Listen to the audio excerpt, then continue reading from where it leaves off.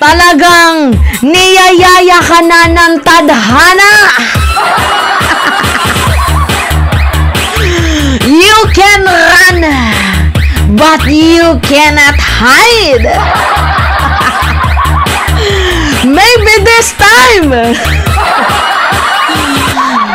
Talagang mapapakanta ka na lang talaga ng maybe this time you belong. Ano ba yung lyrics nun? Nalimutan ko na. Pero maybe this time.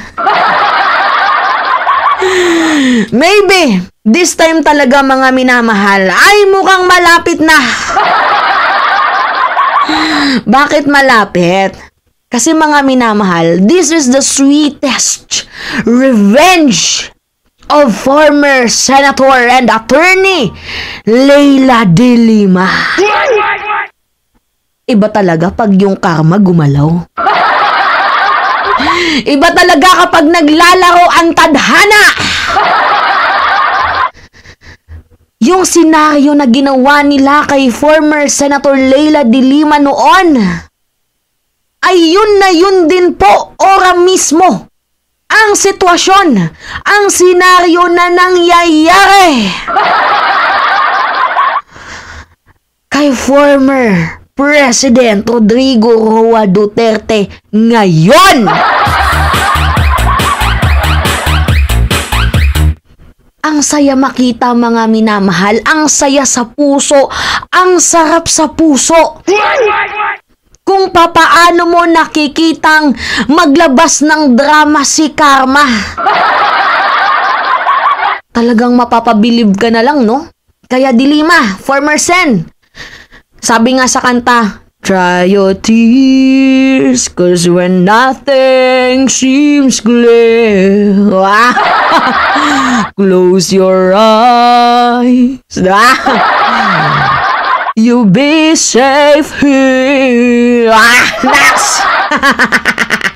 Hindi kasi, mga minamahal, yung tears, yung sadness, yung trauma na naranasan mo, yung pagsasuffer, I think mapapawi na.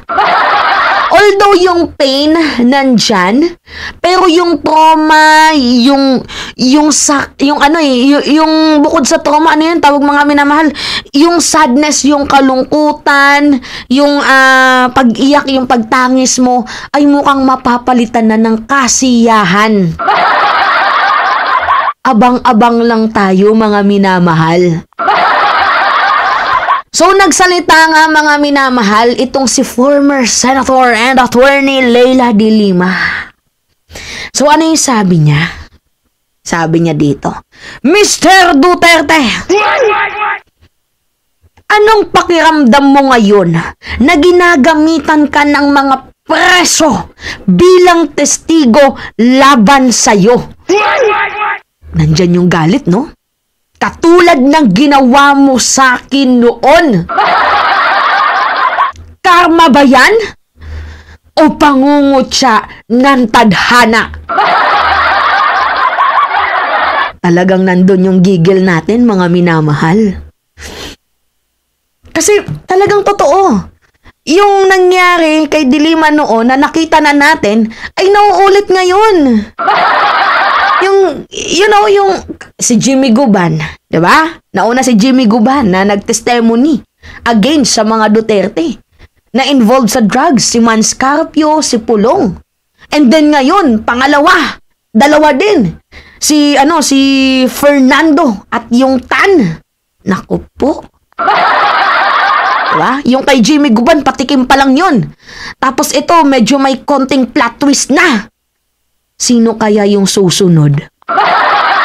Oy, may nag-comment, political harassment.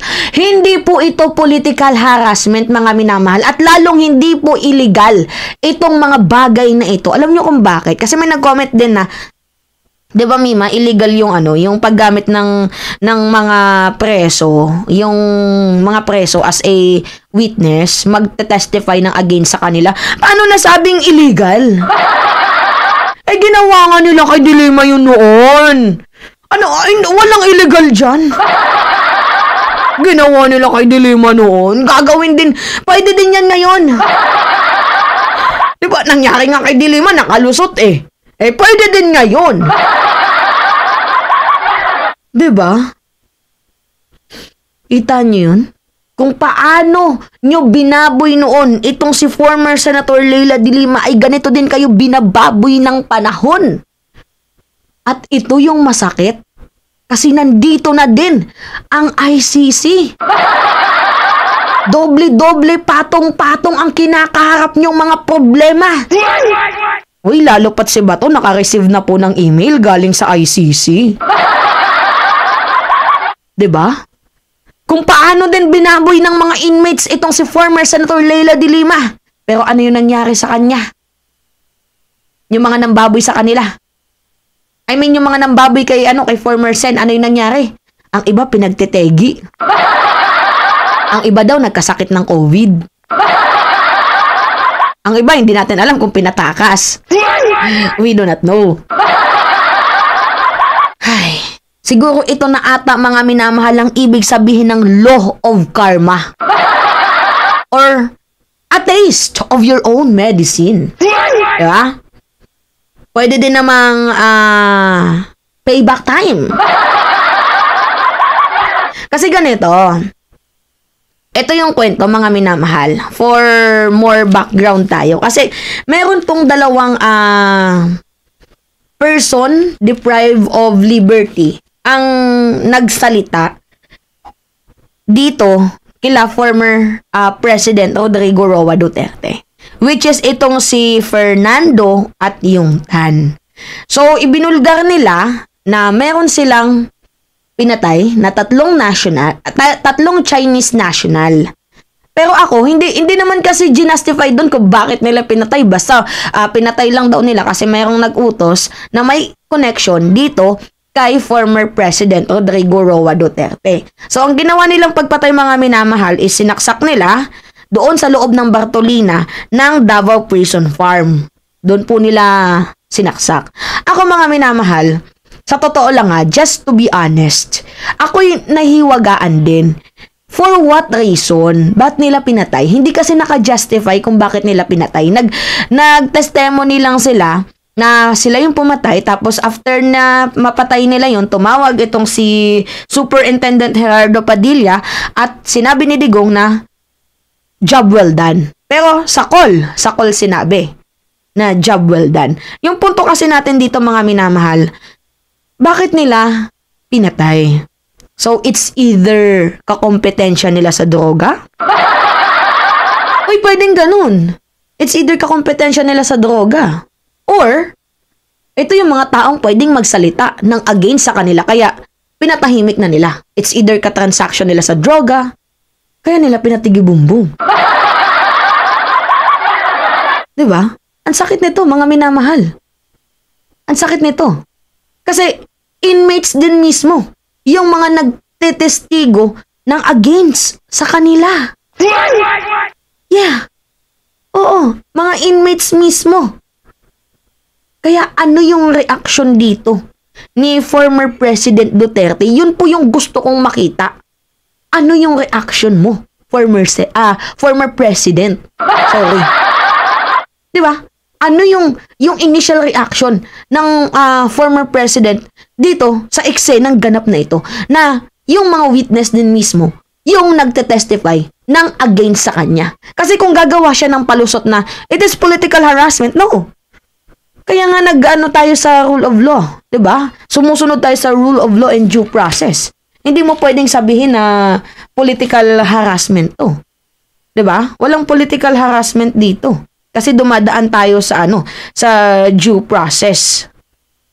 Tapos hindi mo din pwedeng questionin kung anong credibility ng mga yan dahil in the first place, ano din yung mga credibility ng mga na-interview nyo noon na nag-testify ng against kay Dilima.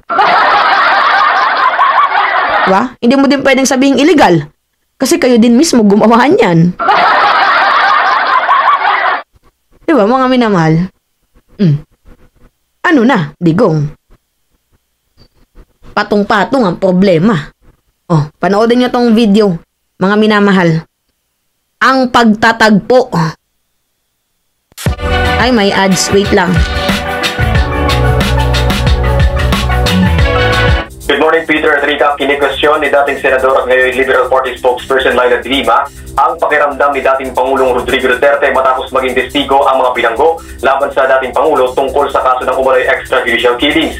Ito matapos isiwalat nga ng dalawang preso na sina Fernando Magadaro at Leopoldo Tan Jr. sa pagdinig ng Quad Committee kahapon na pinatay nila noong 2016 ang tatlong Chinese na nakabilanggo sa Davao Prison and Penal Farm na sangkot sa kasong iligal na droga at utos umano ito ni dating Pangulong Duterte. Pareho rin anya ang naging karanasan ni de Lima dahil matatandaan ibinawit rin anya siya sa tatlong drug cases noong nakaupo pa sa pagkapangulo si Duterte noong 2016 na naging rason ng kanyang pagkabilanggo. Ayon sa dating mamabatas, posibleng karma o pangungutya ng tadhana ang nararanasan ngayon ng dating Pangulo lalo't nagpapatuloy ang pagdinig ukol sa EJK. Kaservisyo mo Steve Ranz para sa Teleradyo Servisyo at Radyo sa...